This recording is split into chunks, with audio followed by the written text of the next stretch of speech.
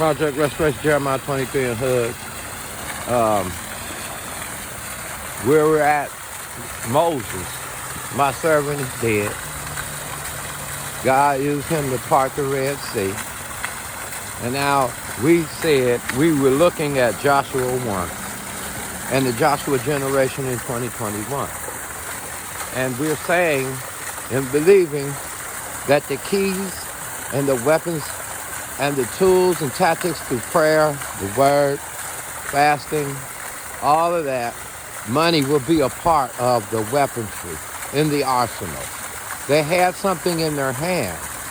When you read Joshua 1, there was weapons, not the Lord raining plagues, not the old way of deliverance, cloud, fire by night.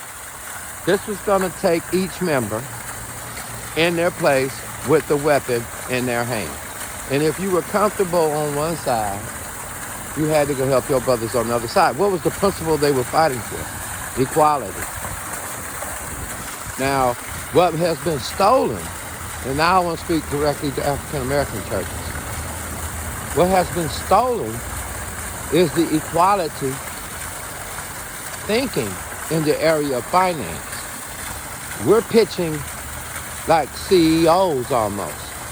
You know, work for the company, which is God. God will pay you. That's true. We have came this far by faith since Martin Luther King.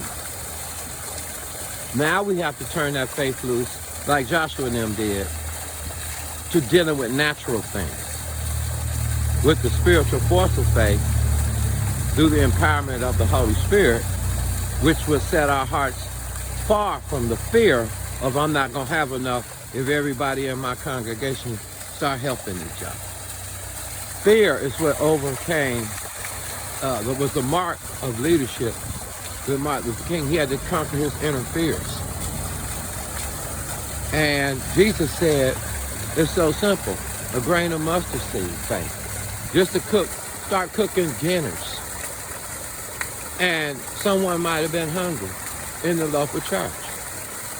You can start with, has anyone got gas this week to get to work? You can go, what about bald tires?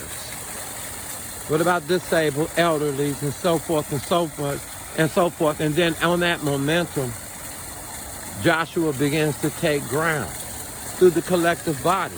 You are Joshua.